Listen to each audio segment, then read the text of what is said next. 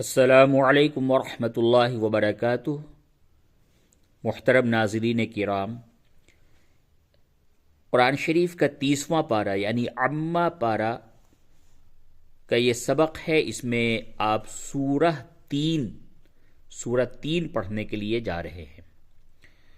سورہ 3 جو کہ مکہ شریف میں نازل ہوئی، یہ سورہ مکی ہے اور اس سورت کے اندر 8 آیات ہیں اور 1 رکوع ہے۔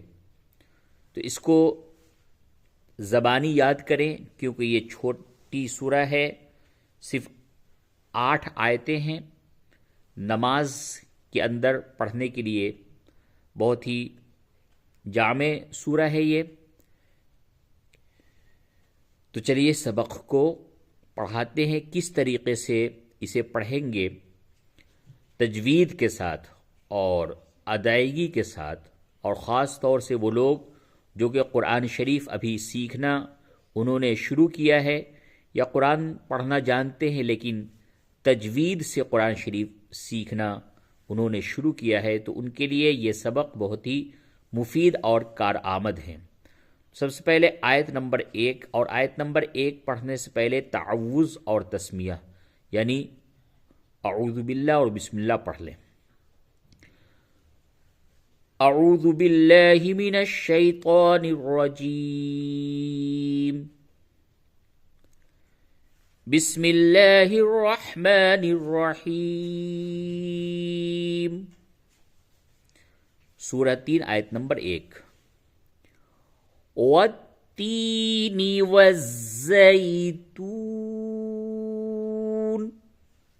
اس واو کو اس تا سے ملائیں گے، یہ الف لام نہیں پڑھیں گے۔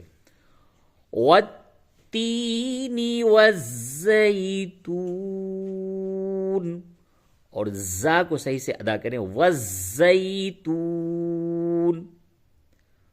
آیت نمبر 2، اس میں طا ہے، اس کو پڑھ کر کے موٹی آواز سے پڑھیں گے۔ وَطُورِ سِینِین، عام طور سے لوگ اس کو توری بول دیتے، توری غلط ہوگا، منہ بھر کے آواز نکالیں، پڑھ کر کے پڑھیں۔ وَطُورِ سِینِین۔ آیت نمبر 3، وَهَذَا الْبَلَدِ الْأَمِينِ، وَهَذَا الْبَلَدِ الْأَمِينِ۔ آیت نمبر 4، دیکھیے جہاں جہاں لال نشان ہے اس پہ قلقلہ کریں گے، یعنی کہ اس کے آواز میں ایک قسم کی ٹکراؤ کو پیدا کریں گے۔ غور سے سنیں۔ لَقَدْ خَلَقْنَا الْإِنسَانَ فِي أَحْسَنِ تَقْوِيمٍ۔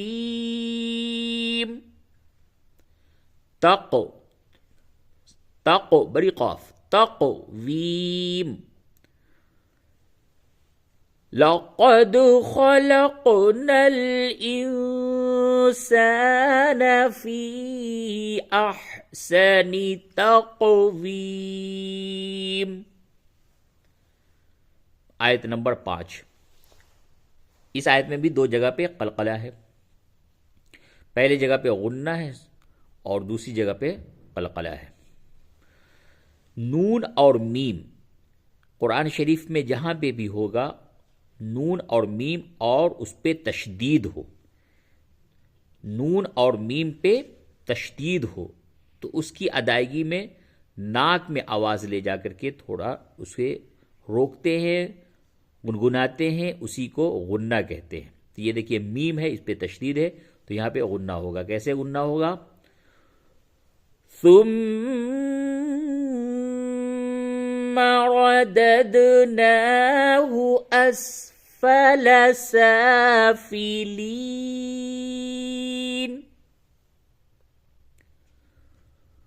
ثم رددناه أسفل سافلين۔ آیت نمبر 6. إِلَّا الَّذِينَ آمَنُوا وَعَمِلُوا الصَّالِحَاتِ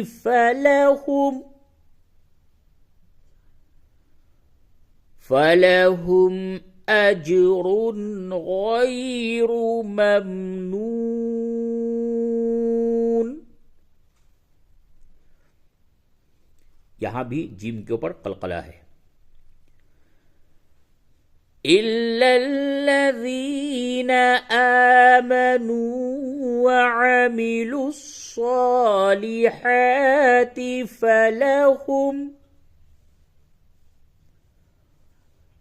فَلَهُمْ أَجْرٌ غَيْرُ مَمْنُونٍ. آیت نمبر 7. فَمَا يُكَذِّبُكَ بَعْدُ بِالدِّينِ فَمَا يُكَذِّبُكَ بَعْدُ بِالدِّينِ. آیت نمبر 8. أَلَيْسَ اللَّهُ بِأَحْكَمِ الْحَاكِمِينَ. اس جگہ پہ جو یہ لام ہے اس کو پوڑ کر کے پڑھیں گے.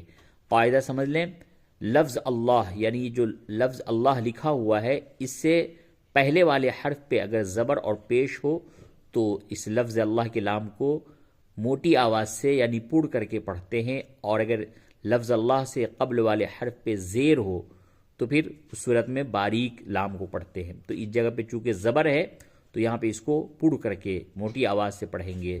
اس طرح سے پھر سے سماعت فرمائیں. أَلَيْسَ اللَّهُ بِأَحْكَمِ الْحَاكِمِينَ. صدق اللہ العظیم.